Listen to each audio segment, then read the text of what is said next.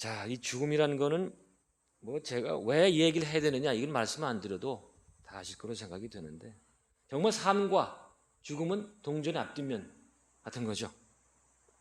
죽음을 빼고 삶을 생각한다는 것은 뭐 어불성설입니다. 문제는요. 죽음을 미루다가 나중에 가면 늦어요. 그래서 제가 한번 어떤 친구를 만났습니다. 마치 음반을 내는 친구예요. 그래서 야, 잘 됐다. 내가 너 돈을 좀 벌게 해주마. 그래서 뭐냐 그래서 죽음 음악을 만들어 보자. 이렇게 제안했습니다. 그 왜 그런가 말이죠. 사람은 이 식물인간, 노안이 돼가지고 이제 완전히 혼수불성 상태가 되지 않습니까? 뭐 병도 마찬가지고. 근데 마지막까지 살아있는 감각은 청각이에요. 그러니까 여러분들 부모님이나 뭐 배우자나 이제 혼수불성이 되셨을 때 계속 얘기를 하세요. 다 듣고 있습니다. 촉각 자꾸 만져주세요. 손이나 이런데 다 아세요. 그래서 근데 마지막까지 마지막에 어떤 말을 해도 그런데 음악은 끝까지 위안을 준단 말이에요. 본인 임종 당사자가 위안을 얻고 옆에 있는 가족들이 위안을 얻고 그래서 그걸 좀 그런 음악을 만들면 너도 돈 벌고 나도 뜻있는 일을 하면 좋겠다. 그랬더니 첫 번째 얘기가 재수 없다. 죽음 얘기하지 말아라. 야, 죽음은 어떻게 재수가 없는 거고 왜 생각 안 하냐 그랬더니 그건 죽을 때 가서 보자 그래요. 그래서 그때 가면 늦는단 말이에요. 지금부터 준비 안 하면은 한국 사람들 대체로 그런 태도 같아요. 외면, 배타 혹은 부정, 혐오. 여러분들 잘 아는 KBS의 생로병사라는 프로 있지 않습니까? 그걸 보면은 생로병까지는 다 다루는데 말이죠. 사는 안 다뤄요. 죽음은 안 다뤄요. 그거를 다뤘다가는 죽음을 다뤘다가는 바로 시청률 떨어지기 때문에 시청자들이 바로 채널 돌린단 말이죠. 그래서 못 따라요. TV에 관짝이 나오거나 말이죠. 이렇게 나오면 곤란해집니다. 이런 식의 태도로 계속 우리가 갖고 있단 말이에요. 우리가 죽음을 피할 수 없다라는 비유를 얘기할 때 유명한 부처님 하신 말씀 중에 사형수 비유 아시죠? 어떤 사형수가 있는데 코끼리가 이제 사형수를 죽이게 합니다. 들어보셨을 거예요. 근데 마침 사형수가 도망가죠? 코끼리는 쫓아오죠? 그게 뭡니까 이게? 죽음은 계속 쫓아오는 겁니다. 도망가다가 마침 우물을 하나 발견하죠. 우물 옆에 나무가 있고 거기에 뭐 칡농굴 같은 게 드리워져 있습니다. 그래서 저리로 들어가면 살겠구나. 붙잡고 내려가죠. 이제 이 돌 사이에서는 뭡니까 뱀들이 휘거리면서 뭐 제가 정확히 기억하는 건지 모르겠는데 잡아먹으려고 그래요. 그래서 안 되겠구나 그러고 어이쿠 하고 밑으로 내려가야 되겠다 봤더니 밑에서는 악어가 이제 내려오기만 해라 이제 잡아먹는다. 뭐 그냥 진퇴유곡 절체절명의 위기죠. 그래서 다시 위를 쳐다봤더니 어떻게 됐죠? 예, 쥐 2마리가 사각사각 갉아먹고 있습니다. 바로 이게 이제 우리 인간의 이 상황이라는 거예요. 부처님 보면 정말 대단하신 분이에요. 근데 거기서 끝났으면 별거 대단한 게 아닙니다. 그런데 그 나뭇가지에 꿀벌 집이 있죠. 거기에서 꿀이 사형수 입으로 떨어집니다. 사형수가 그 꿀에 취해서 그 절체절명의 위기를 다 잊어버리고 있습니다. 이게 바로 인간의 상황이다. 죽음이 시시각각 다가오고 있는데 그런 사소한 거에 그게 뭡니까? 그러니까 이 꿀물이 뭡니까? 지금 우리 얘기하면 돈이에요. 돈. 전부 돈입니다. 뭐 토지, 주식, 뭐 부동산 전부 돈이에요. 그냥 돈에 대해서 그냥 일생을 걸고 거기에 취해서 자기가 얼만큼 위기에 있는지 모르는 상황. 근데 죽음은요. 본인의 죽음도 있지만 어느 날 언제 우리가 사랑하는 뭐 배우자, 부모님, 자식 언제 다가올지 모릅니다. 그래서 준비를 하자고 이런 건데요. 근데 우리 한국인들은 죽음 준비를 잘 안 한다. 특히 이제 말기암, 말기병 걸린 분들 어떻게 됩니까? 보통 어떻게 해야 되는지 아시죠? 자, 간암 말기 3기예요. 병원에 갔습니다. 가망이 없어요. 보통 우리 한국인들이 어떻게 합니까? 진통제? 네, 물론 진통제 맞아야 됩니다. 그건 너무 아파서 진통제 맞아야 됩니다. 그런데 진통제 말고 또 회생 가능성이 없는데도 뭐 항암 치료니 말이죠. 엄청나게 고통스러운 치료를 계속합니다. 삶에 대한 집착이에요. 근데 어떻게 되죠? 약이 너무 강하기 때문에 자기가 혼절돼 버려요. 그래서 마지막 그 2, 3개월 동안은 정신 못 차리고 있다가 그냥 어느 날 가버립니다. 그래서 우리나라에서 들어가는 의료 비용 가운데 말이죠. 40% 이상이 이 죽기 전 2, 3개월 전에 다 들어간다는 거예요. 워낙 뭐 MRI 촬영, CT 촬영, 온갖 비싼 거 다 들어갑니다. 뭐 인공호흡기, 뭐 인공 영양 보충기라든가 뭐 이런 거. 근데 다 소용없는 거죠. 죽게 되니까. 그래서 한번 부모님들 그렇게 돌아가시면 집 팔아서 전셋집으로 이사 가야 되고 말이죠. 돈 없는 분들은 집 파산이 되고, 또 가시는 길 마지막 길이라고 해서 또 효 때문에 또 세야 되고, 이래저래 말이에요. 이게 한국의 적절한 죽음 문화가 정착이 되지 않았기 때문에 이런 일이 벌어지겠다. 근데 이 마지막 요 때를 말이에요. 사실 정말 중요한 시기거든요. 이때 준비를 잘하면 그 어렵게 산 거를 잘 정리하고 가실 수가 있습니다. 죽음이 왜 그렇게 의미가 있고 대단한 거냐? 자, 죽음 앞에서 제가 아까 말씀드렸습니다만 죽음 앞에서 의미가 있을까요? 어떤 삶에서 살았던 것들 가운데 어떻습니까? 그냥 평생을 돈 하고 말이죠. 뭐 집, 뭐 땅 하고 살았는데 그게 전부인 줄 알고 말이에요. 딱 자신이 이제 3개월 선고받았어요. 어떻습니까? 그 가지고 의미 있어요? 자신 있습니까? 역시 뭐 수준 높으시네, 보명사 우리 볼자 여러분께서는. 제가 한번 그 고려대학교 조성태 교수한테 아시죠? 고려대학교 불교학 하는 분. 건대에서 들었는데 그 혼부를 쓴 누굽니까? 최명희 선생이 이제 돌아가실 때 최명희 선생 같은 분은 이제 뭐 대단하신 분 아닙니까? 뭐 인생 편력을 오래 하셨고 뭐 인생을 달궈나셨을 것 같은 분인데 이분이 마지막에 이제 그 마지막을 맞이하시면서 그 조성태 교수 손을 붙잡고 조 교수 나 파출부라도 좋으니까 하루만이라도 더 살게 했다고. 그게 그런 분도 그렇게 말씀하세요. 그게 인간적인 얘기예요. 죽음 앞에서는 정말 장사 없습니다. 아무것도 의미가 없어져요. 그런데 이제 긍정적으로 생각하면 바로 죽음 앞에서 생전 처음으로 인생을 되돌아보는 기회를 맞이하게 됩니다. 아, 지금까지 내가 중요시했던 돈이라든가 뭐 이런 여러 가지 그 주변적인 것들이 전혀 아무것도 아니라는 것을 그제서야 깨닫게 됩니다. 그래서 죽음이라는 것은 인생의 말이죠. 마지막 성장의 기회라고 이렇게 얘기를 합니다. 마지막 성장도 보통 성장이 아니고 도약하는 성장이에요. 그렇게 대단한 그 기회인데 우리는 삶에 집착하느라고 그 기회를 놓치고 만다. 이거예요. 이게 너무 아깝다는 거예요. 여러분들 80년을 살고서 마지막에 혼절이 돼가지고 정신 못 차리고 그냥 가는 거 하고 30년을 살아도 마지막 2개월 동안 3개월 동안 잘 정리하고 가는 삶하고 어떤 게 더 가치가 있습니까?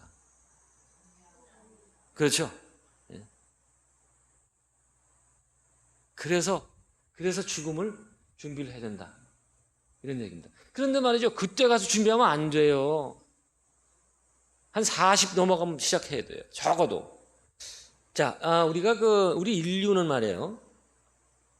과학이 발전하기 전까지는 그 전 세계에서 죽음에 대해서, 죽음 이후의 세계를 부정한 적은 한 번도 없습니다. 왜 그런가 하니 모든 종교가, 세상에 있는 모든 종교가 죽음 이후의 세계를 다 긍정을 하죠. 자, 불교에서는 어떻습니까? 중음계라고 그런 거 다 아시죠? 중음계. 그러니까 중이라는 거는 죽고 다음 생을 받기까지 그 사이란 의미에서 중이라는 거 가운데 중자를 쓰죠. 음이라는 거는 우리가 육신은 양이라고 그러면 그 영체는 음이라고 그래서 이제 중음계, 그다음에 우리 그 몸 영체를 중음신 이렇게 부르죠. 그다음에 불교에서 그 죽음에 관해서 가장 유명한 책이 뭡니까? 세계적으로 유명한 책? 네, 티베트에서 발견된 사자에서죠. 그게 좀 어렵습니다, 사실. 근데 사자에서가 어떻게 합니까? 사자에서를 보통 티벳에서 뭐 그 죽음학에 관해서는 세계적인 고전입니다만은 어떻게 하죠? 저는 그런 것들은 우리 한국 불교에서도 좀 그 빌려왔으면 좋겠어요. 그런 이 풍습을 어떻게 되죠? 이런 겁니다. 그 죽음 단계를 셋으로 나눠 가지고 망자가 죽기 전부터 계속 읽어줘요. 왜 그런가 하니 어떤 가정이 있는 거 아니 말이에요. 사람이 이제 우리 살아있을 때는 여러 그 뭐 선입견이다, 뭐 편견, 뭐 이런 것들 때문에 마음이 좀 닫혀 있습니다. 근데 영체로 중음신으로 바뀌어가면서는 마음이 맑아진다고 그래요. 그래서 그때 이 불교적인 진리를 가르쳐 주면 지금은 한만 얘기해도 말을 안 듣는데 그때 얘기를 해주면 굉장히 빠른 속도로 좋은데 갈 수 있다. 세 단계거든요. 처음에 이제 아예 첫 번에서는 그 얘기 듣고 해탈할 수 있게. 그래서 그게 안 들으면 그 다음 단계로 들어갑니다. 뭐 당신이 이제 보게 되면 무슨 어떤 부처님이 나타나고 뭐 광명이 나타나고 이러는데 이렇게 해라 저렇게 해라 얘기 쭉 나와요. 그러고 두 번째 단계도 안 되면 마지막에는 그러면 다음 생으로 가야 됩니다. 이 사람은. 다음 생을 받을 때 어떤 인도를 받아서 가야 좋은 그 몸을 받을 수 있다. 여기까지 갑니다. 그게 얼마나 그 좋은 죽음 교육법이에요. 그래서 한번 참조를 해서 보시기로 하고 어떻든 이런 식으로 뭐 제가 다른 종교 말씀 안 드려도 뭐 기독교는 천당 뭐 이런 거 다 아시는 거고. 근데 이렇게 죽음 뒤의 세계에서 부정을 하지 않았는데 서양 과학이 발전되면서 이제 부정을 하기 시작합니다. 과학이라는 건요, 자기가 보지 않는 것, 실험하지 않은 것은 과학적이라고 하지 않는 거예요. 죽음 뒤의 세계는 없다. 미신이다. 이렇게 됩니다. 그러다가 1975년도에 미국에서 레이먼드 무디라는 사람이 잠깐 보고 온 사후의 세계라는 책을 내면서 전 세계적으로 죽음 뒤의 세계에 대한 연구가 시작이 됩니다. 이게 뭔가 하니 근사체험 혹은 임사체험이라고 합니다. 이건 뭔가 하니요, 의학적으로 죽음을 선고받은 사람이 약 그게 2, 3분 내지 15분, 길어도 15분 넘지는 않습니다. 왜 그런가 하니 우리 뇌는요, 한 2, 3분만 그 피가 돌지 않으면, 산소 공급이 안 되면 바로 뇌는 기능이 정지됩니다. 그러니까 다시 살아나도 말을 못하는 이제 그 지능이 저하된 그런 상태로 돌아와요. 그래서 의학적으로는 15분간 죽었다 살아나는 것은 말이 되질 않습니다. 근데 어떻든 살아나와요. 이런 사람들이 생겨나면서 이 책이 나오게 됩니다. 그래서 이 책이 나온 다음에 근사 체험한 사람들 얘기를 들어보니까 전 미국에 800만 명이나 되는 사람이 체험을 했다고 그래요. 그때까지 얘기를 안 한 거예요, 이 사람들이. 왜? 잘못 얘기했다가는 전부 환상이라고 그러니까 말이에요. 근데 이런 책이 나오게 되면서 이제 학문적으로 연구를 시작하게 됩니다. 근데 그 재밌는 거는요, 수만 명들, 수백만 명이 이런 체험을 했는데 다 똑같아요. 이 얘기하는 그 단계들이 있어요. 저 첫 번째 단계, 체외 이탈입니다. 저는 유체 이탈이라는 말을 쓰죠. 근데 뭐 학술적으로는 유체라는 말을 쓰지 않습니다. 그래서 어쨌든 이 혼이 몸에서 빠져나오는 체험. 자, 사고가 났습니다. 자동차 사고가 났어요. 자, 실화입니다. 실화. 거기 이제 생생한 예로 나온 실화입니다.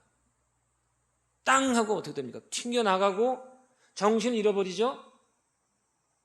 잠깐 혼절된 다음에 봤더니 살아있어요, 내가. 그리고 밑에 뭐 너저분한 무슨 몸이 하나 있어요. 막 피가 만시창에 들고 말이에요. 가만 봤더니 자기예요, 그게. 내가 밑에 있지 왜? 그랬더니 옆에서 그 다른 친지들이 막 내가 죽었다고 우는 거예요. 그래서 아니 나 안 죽었어요, 나 여기 있어요라고 얘기하는데 들지를 못해요. 그 손을 이렇게 갔는데 어떻게 됩니까? 그냥 스쳐 지나가요, 손이. 이게 뭔가? 이게 바로 체외 이탈입니다. 이게. 여러분도 혹시 나이 드신 분들은 못 보셨을 것 같은데 그 사랑과 영혼이란 영화 보셨죠? 그 영화가 바로 지금 제가 말씀드린 레이먼드 무디의 책을 바탕으로 해서 만들어진 영화입니다. 자, 죽어서 영체가 되면 이 물질계의 그 이야기는 다 듣고 보이는데 우리 육신을 가진 사람들은 영체가 보이질 않아요. 그래가지고 깨어난 거예요. 이제 나중에 깨어나서 내가 이렇게 된 이런 경험이 있었다. 안 믿죠. 특히 의사들은 믿질 않습니다. 그래서 전부 무슨 뭐 산소 부족 현상이다, 아니면 뭐 약을 많이 먹어가지고 그렇다, 이런 얘기를 해요. 근데 뭘 또 증거로 되는 거 아니? 나는 그때 혼절되어 있었지만 내가 영혼의 상태에서 구급차가 온 걸 봤고, 그때 구급차의 119의 번호가 몇 번이었다. 구급대원의 이름이 뭐였단 말이에요. 그걸 얘기를 해주는 거예요. 그러니까 안 믿을 도리가 없죠. 의학적으로 뇌가 꺼졌는데 그러면 모든 알 수가 없잖아요. 모든 걸. 이 사람 영체의 상태에서 다 보고 얘기를 한 거예요. 이런 얘가 부지기술이 있어가지고 이쪽 그 죽음 뒤 연구하는 사람은요, 죽음 뒤의 세계가 존재한다는 것에 대해서 1호의 의심을 갖지 않습니다. 그래서 사실 죽음학의 대가라고 하는 분은요, 그 여자분인데 엘리자베스 퀴블러 로스라는 분이 있어요. 스위스 태생 정신과 의사인데 이분이 이제 그 임종 환자들을 무지하게 많이 다룬 분이에요. 이분은 관심이 없었습니다. 죽음 뒤에 대해서. 의사이기 때문에 완전 부정 일색으로 나갔어요. 근데 워낙 이런 근사 체험을 한 사람들 많이 만나게 되니까 자신도 긍정을 하게 되고, 심지어는 쉽게 얘기해서 유령까지 봐요. 8개월 전에 죽었던 자기 환자가 느닷없이 나타난 거예요. 자기 앞에. 왜냐? 자기가 너무 힘들어서 이 병원에서 임종 환자를 돌보는 게 힘들어서 그만두려고 생각을 했었대요. 그랬더니 8개월 전에 죽은 어떤 보살님이 나타나가지고, 박사님 제발 계속 하십시오. 우리를 위해서. 그러고 그냥 사라졌대요.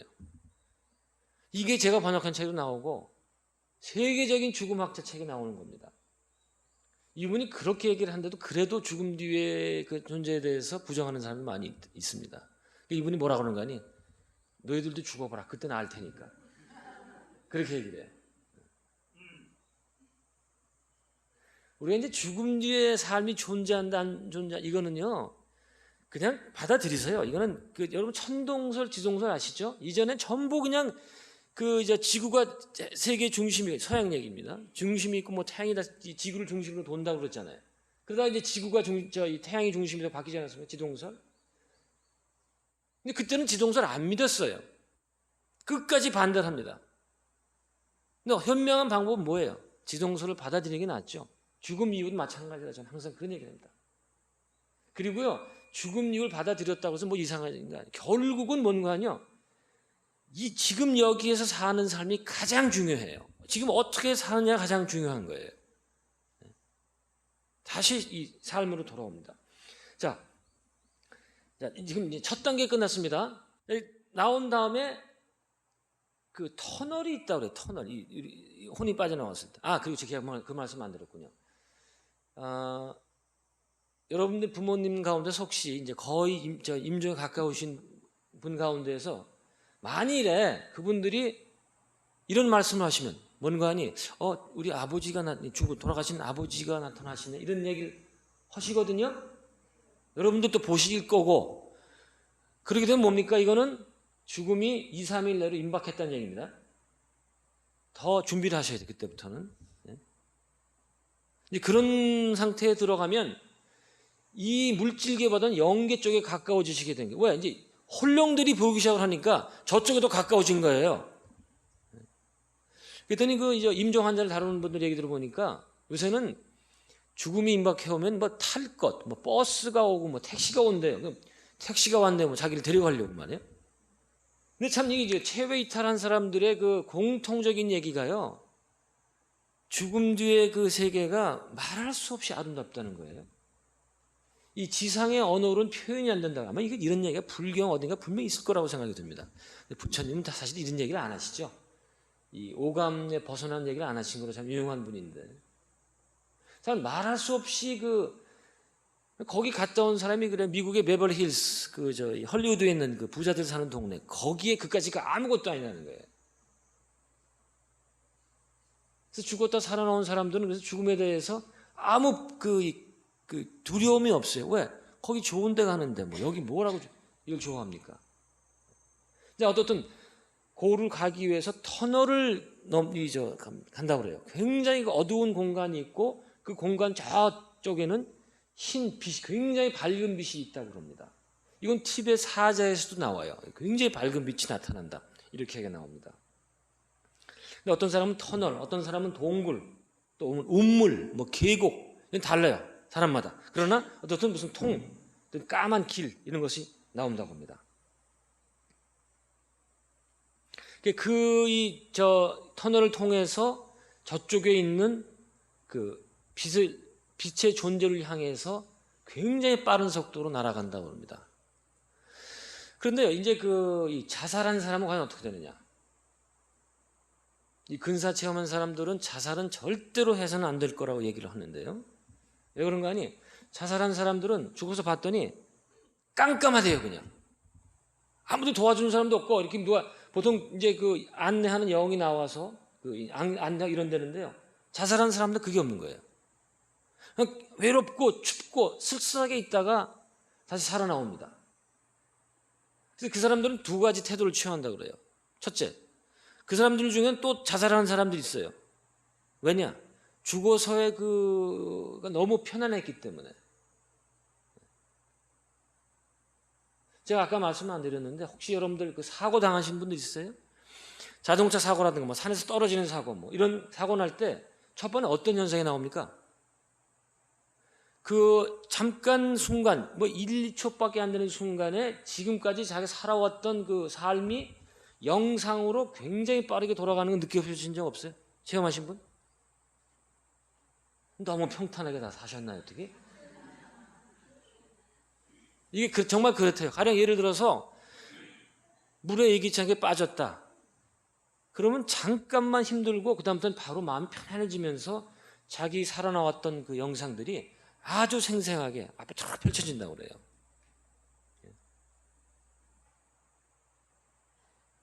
근데 자살한 사람들은 그런 체험도 없고 그 편안함만 생각이 나서 다시 자살하는 경우가 있고, 두 번째는 절대 해서는 안 되겠구나 걸 알게 된다고 해요. 왜? 지금 문제를 피해봐야 이 문제는 다시 대면해야 되기 때문에 피한다고 되질 않는 문제예요. 그 문제를 풀러 이 세상에 왔는데 죽는다고 얘기해. 물론 자살한 분들이 얼마나 절박하면 하겠어요. 그건 알겠는데 자살해봐야 문제가 안 풀린단 말이에요. 여러분들한테는 뭐 이런 말씀 안 드려도 되는 겁니다. 이거 뭐 여러분들 자살하실 분은 안 계신 것 같고. 자, 그래서 이제 그 세 번째 단계입니다. 빛의 존재를 만나게 됩니다. 근데 이제 이 근사 체험한 사람 가운데서도요, 빛의 존재를 만나는 사람은 10%에 불과하대요. 많이 못 만나는 거예요. 근데 이 빛의 존재를 만나야 사실은 제대로 된 체험을 하는 건데, 이게 바로 이제 저승문턱입니다. 아직 저승은 아니고 저승문턱에 도착해서 이 빛의 존재와 대화를 시작을 한다고 그래요. 근데 이 빛의 존재가 누구냐? 기독교인들은 뭐 마리아라고 하는 경우도 있고 예수라 하는 경우도 있고. 근데 재미난 거는요, 개신교인한테는 마리아는 절대로 안 나타난대요. 그 차이를 아세요? 개신교에서는 마리아나 이런 걸 전혀 인정 안 합니다. 그래서 안 나타나요. 또 우리 불자들한테는 뭐 보살, 또 부처님의 그 형상으로 나타난다고 그럽니다. 그래서 그때 이제 이 빛의 존재와 무슨 일을 하는 거 아니? 지금 아까 말씀드렸던 자기 삶의 복습을 한다고 그래요. 거기서 아주 생생한 영상으로 자기가 왜 어렸을 때 저런 일을 당했는가, 왜 우리 남편은 평생 저렇게 바람만 피웠단 말이에요. 또 나는 왜 부도를 당했고, 왜 우리 아버지는 심장 찡으로 죽게 되고. 우리가 살면서 말이에요, 전혀 그 이유를 모르는 사건들이 너무 많죠. 그렇죠? 어떻게 알아 이걸? 근데 그때 가서는 빛의 존재와 대화를 통해서 안다는 거예요. 근데 이거는 그 불교 교리와 아주 상통하는 겁니다. 왜? 우리 불교인들은 어떻게, 이 삶이 어떻게 결정되는 거예요? 인과법이죠. 인과법에 의해서 대체로 정해져서 나옵니다. 대체로. 그냥 사는데, 이분들 얘기는 그거예요. 이 삶에서 할 수 있는 일이라는 건 바로 이 삶의 이유가 뭐냐? 학습장이라는 거죠. 배우는 장소예요. 이 빛의 존재를 통해서 배우는 게 뭔가 하니 이 삶의 목표는 배움, 지혜죠. 불교 용어. 참 그런 면에서 불교를 따라갈 종교가 없다고 생각하는데 지혜, 불교는 무슨 종교입니까? 지혜와 자비의 종교죠. 그게 바로 빛의 존재 하는 얘기가 그거예요. 배움과 사랑, 이 두 가지다. 그러니까 자연의 법칙, 뭐 인간의 법칙 이런 우리 심성에 대해서 지금 바로 불교에서 배울 수 있는 그런 인생 공부와 뭐 참선도 있겠고 그것과 자비, 남을 어떻게 얼만큼 사랑하느냐. 이게 저 빛의 존재를 만나면요, 너 교회 다니냐 왔느냐, 뭐 절에 다니냐 이런 거 절대 아무것도 안 물어봐요. 물어보면 두 가지. 얼만큼 이웃한테 사랑을 베풀었는가, 얼만큼 공부했는가. 근데 이건 유대교 경전으로 나옵니다. 유대교. 거기에도 사람이 죽어서 가지고 갈 수 있는 건 딱 두 가지밖에 없다. 죽어서 땅을 한 평 가져갑니까? 무슨 토큰 하나를 가져갑니까? 딱 두 가지. 배움과 사랑만 가지고 간다. 결국 다시 삶의 문제죠. 자, 그럼 이 빛의 존재가 뭐냐? 아까 제가 한번 말씀드렸는데, 전 이제 그 미국 교수 책에서 봤는데요. 이 사람은 그렇게 얘기해요. 그 빛의 존재는 다름 아닌 나다. 그 사람은 영어로 higher self라는 말을 썼어요. 그래서 저는 번역할 때 진아라고 썼습니다. 그 빛의 존재와 내가 다른 게 아니죠. 그 미국 사람들은 어느 정도까지 얘기하면 이 빛의 존재는 뭐 신이라고 해도 좋고, 아니면 큰 전체, 심지어는 one mind는 말을 씁니다. one mind. 이게 뭐죠? 일심이에요, 일심. 대승기신론에서 말하면 일심. 불교에서 말하면 그 가장 중요한 거 아닙니까? 이 양반들 다 알아요. 지금 불교 이런 얘기 다 알아요. 혹은 one force, 힘 이런 식으로 얘기를 합니다. 그러니까 그 빛의 존재라는 거는 유신론에서 얘기하는 신 이런 게 아니고요. 바로 자기의 본래 자기의 모습이다. 자기가 다 알고 있어요. 우리가 열애장으로 지금 사실은 우리가 그 내면적으로 다 알고 있거든요. 이런 걸. 지금 불교는요, 서양 과학이 발전하든 뭐가 어떻게 되든 이건 천하무적입니다. 자, 이제 세 번째, 이제 이렇게 빛의 존재와 빛의 존재가 이 인생을 복습하면서요. 자, 우리가 얼마나 잘못들을 많이 해요. 근데 잘못한 거를 보여주면서 전혀 질책을 하지 않는다고 합니다. 큰 사랑으로 감싸고 다 그럴 만한 이유가 있고, 이래서 이 근사체험을 하고 온 사람들은 여기에서 정말 보살의 그런 자비심을 받았기 때문에 인생 자체가 완전히 변해요. 돌아와가지고는. 예를 들어서 여의도 증권가에서 평생을 증권 뭐 나스닥인지 뭐 코스닥인지 뭔지 전 잘 모르겠는데 그것만 돈만 하고 살던 사람이 다 집어치고 남들 돕는 그런 이 기관에 가서 쥐꼬리만한 돈 받고 봉사하는 삶을 살기 시작을 합니다. 이런 삶의 그 전환이 있게 되는데, 그래서 뭐 관세음보살의 가피력인지 뭔지 모르겠습니다만은, 거기에서 이제 이게 끝나고 난 다음에 네 번째 단계입니다. 장벽 앞에 서게 됩니다. 이게 바로 뭔가 저승 그게 문이에요. 이걸 넘어가면 못 돌아오는 겁니다. 장벽으로 나타나는 경우도 있고, 또 뭐 사우디에 사는 사람들은 사막으로 보인대요. 그게 또 무슨 섬에 사는 사람, 뭐 뉴질랜드 같은 섬에 사는 사람들은 평생 바다만 본 사람들은 그 저승과의 경계가 바다로 보이고 그렇다는 거예요.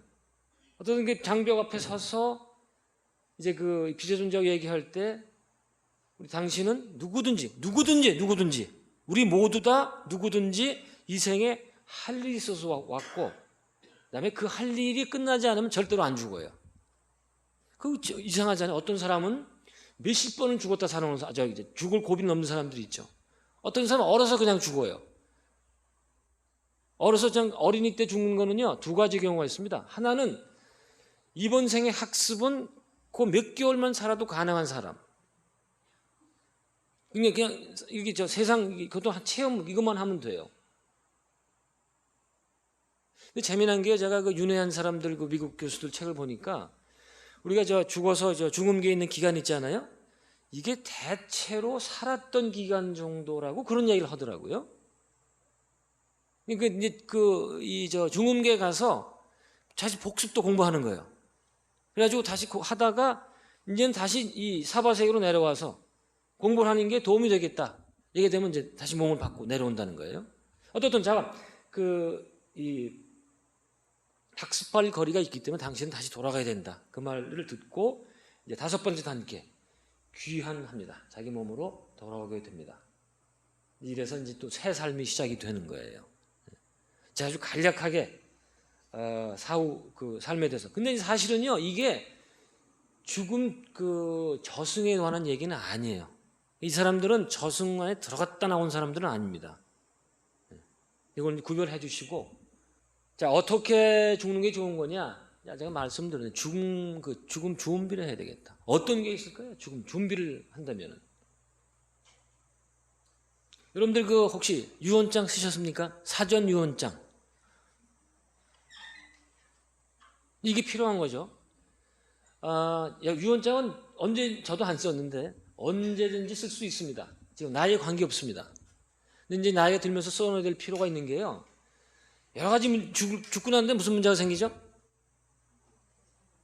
또 돈. 유산 상속 문제. 인간이 얼마나 우리가 이기적인 거 아니? 아버지 임종 하시자마자 거기서 싸우는 게 인간들 아닙니까? 유산 상속 가지고. 그래서 이런 문제를 가지고 미리 유언장에다가 밝히고. 이런 건 좀 큰 문제지만 생각해 보세요. 남편이 죽었다고 그럽시다. 그랬는데 통장이 있잖아요. 저금 통장. 근데 비밀번호를 몰랐다 이놈의. 어떻게 하실 거예요? 그리고 또 비밀 통장도 있으잖아요. 또. 근데 이런 것들 이게 아주 굉장히 현실적인 거예요. 어디에 감춰놓은 이런 것들 말이죠. 또 땅 몰래 감춰놓은 게 있을 수도 있고. 빚은 안 쓸 거예요. 자기가 얼마나 빚졌는지. 이런 굉장히 실질적인 거. 그다음에 자기는 장기 기증을 할지, 또 시신 기증을 할지, 장례식은 어떤 절을 어떤 스님한테 해달라 이런 것들 아주 실질적인 것들이 다 이 사전 유언장에 포함이 됩니다. 그리고 이 유언장은 공증을 받아야 돼요. 그러니까 아들 딸 중에 누가 또 거짓으로 쓸 수도 있잖아요. 돈 문제 관계되는 거니까요. 이거 심각하게 들으세요, 이거. 그리고 한 1년마다 한 번씩 바꾸는 게 좋아요.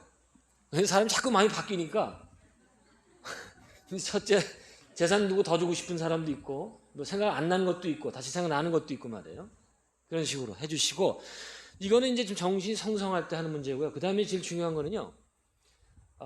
우리가 이제 죽음 단계를 나누는데 지금 여러분들 전혀 거기 들어가신 분 없는 것 같은데 이제 비가역적인 상태라고 그래요. 뭔가 하니 다시는 건강을 회복 못하는 상태. 예? 장암, 대장암 4기, 말기다. 폐암 3기다. 이러면 이제 다시 거의 못 고칩니다. 그럼 그때부터 준비해야 되는 건 물론 사전 유언장을 안 썼으면 그때라도 써도 됩니다. 근데 그 시기, 그러니까 건강을 찾지 못할 때에 그때 가장 중요한 거는요. 사전 의료 지시서라는 게 있습니다. 그건 뭔가 하니 내가 이제 의료를 받다가 정신이 혼미됐을 경우에 의식을 잃어버렸을 경우에 나는 어떤 치료를 받겠다 안 받겠다를 쓰는 거예요. 만일에 그걸 안 써놓죠? 그러면 혼절되면은 인위적으로 이 생명을 살리기 위해서 인공호흡기 들어가죠. 인공영양기, 그 다음에 심폐소생술 아시죠? 원관이 코미디언들이 웃기느라고 다리미로 가지고 갖다 대고 펄쩍펄쩍 뛰게 하는 거 있잖아요. 이게 얼마나 고통스러운지 전도 안 해봤으면 모르겠는데 굉장히 고통스럽대요. 환자한테. 이거 할 건가 말 건가. 만일에 환자가 자신이 안 써놓으면 해야 돼요. 의사가 만약 그걸 안 하잖아요. 인공호흡 안 하면은 또 살인 미수죄 걸립니다. 의사들은. 무조건 해야 돼요. 가족들이 하지 말라고 그래도 의사는 합니다. 왜? 나중에 안 했다가 고소당해가지고 살인 미수 죄 받았어요. 형을. 자, 근데 제가 말씀드리면 답은 간단합니다. 여러분 쓰실 때 진통제만 맞겠다 하시면 돼요. 그다음에 모든 다른 의료, 그 아픈 건요. 지금 우리 존엄사라고 그래요. 인간이 존엄하게 살다가 존엄하게 죽을 권리가 있지 않습니까? 근데 아프면 존엄하게 죽을 방법이 없어요. 진통제는 지금 현재 90% 정도의 그 경감을 낮출 수 있다고 그래요. 그때는요, 뭘 먹는지 아십니까? 마지막 말기에. 아편, 몰핀을 뭐 굉장히 많이 먹어요. 중독되면 어쩌냐? 이 죽을 건데 중독되면 어때요? 관계 없습니다. 많이 달라고 그래야 돼, 그때는. 너무 아프다고 그러더라고요. 그거 빼고는 뭐 심폐소생술 노, 인공호흡기 노, 인공 영양 이런 거 다 뭐 노예요. 그렇게 쓰시라 이거예요. 자, 굉장히 심각한 문제예요. 그래서 참 존엄하게 죽기 위한 방법을 제가 말씀을 드리는 겁니다. 제가 그 말씀 안 드렸구나. 이 마지막 병상에서 물론 그런 자기에 유한 것도 필요하지만 그다음에 가장 필요한 것 중 하나가 평생 동안 살면서 자기와 척을 진 사람들, 원이나 한이 맺힌 사람들, 이분들과 반드시 풀고 가란 말이에요. 만일에 그분들이 돌아가셨으면 자기 마음이라도 풀어라 이거예요. 여러분 그런 말씀 들어보셨어요? 부처님 제세시에 저는 인도 학자가 쓴 책을 봤는데 부처님 정도 경지에 올라간 사람이 있었습니다. 이 부처님하고 이 사람하고 어떤 임종 환자의 죽은 다음에 어디 태어날까를 예측을 했는데 부처님은 맞았어요. 물론 불경이니까 부처님 맞는 건 나오겠죠. 근데 옆에 있는 사람은 틀렸어요. 거의 같은 경지인데 그러니까 어떤 한 사람이 죽어가지고 어디 태어나겠다고 이렇게 예언을 했는데 그래서 왜 틀렸나 봤더니 이 사람이 다른 브라문 성자겠죠. 죽었을 때 그 사람이 임종자가 죽었을 때 어떤 생각을 했는지를 변수에 넣지 않았어요. 그러니까 우리가 죽을 때 어떤 생각을 하느냐에 따라서 그 다음 생에 굉장한 영향을 끼친다 이거예요. 정말 편안하고 모든 걸 용서하고 자기도 용서하고 주변 사람 용서하고 이렇게 죽는 게 엄청나게 중요하단 말이에요. 아셨죠? 자, 그 다음에 이제 중요한 거는요, 가장 좋은 죽음은 어떤 죽음일까요? 제가 오늘 보명사에 한번 제안하고 싶은 얘기인데, 어떤 걸까요? 여러분들 이제 마지막 순간을 병원에서 차가운 병상에서 죽고 싶으세요? 아니죠? 가족이죠? 그렇죠? 저녁 잘 먹고요?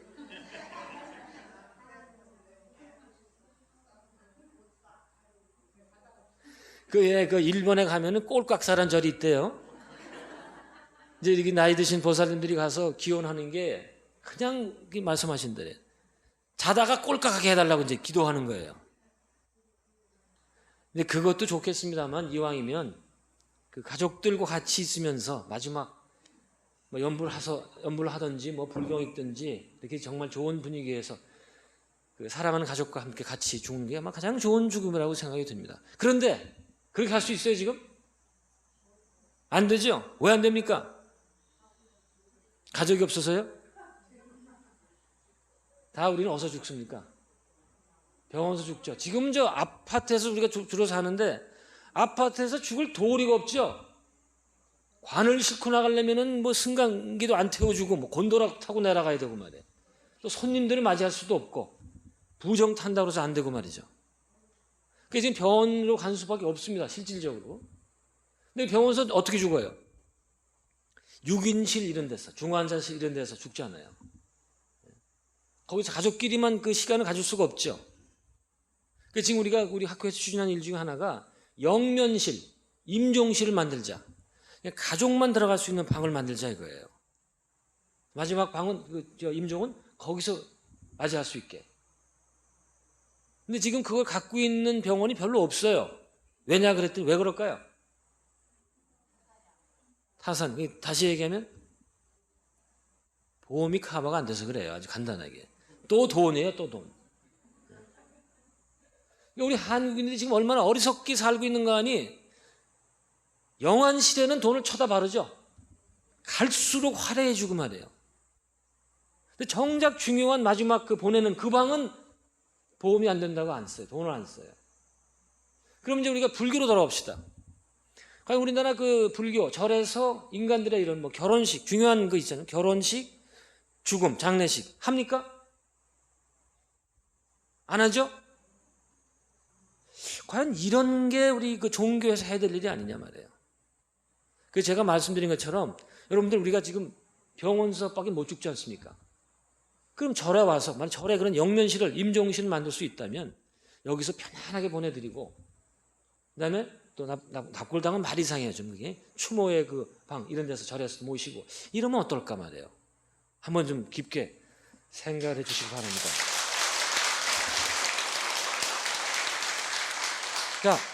자, 시간 너무 돼서 이제 그 결론으로 말씀드리겠습니다. 죽음은 절대 끝이 아닙니다. 하나의 그 변화에 불과합니다. 어떤 변화인가니? 높은 차원으로의 도약, 3차원에서 4차원으로의 도약. 그거를 엘리자베스 큐블러-로스 아까 제가 말씀드렸던 미국 정신의학자는 누에꼬치에서 나비로 되는 거로 얘기를 합니다.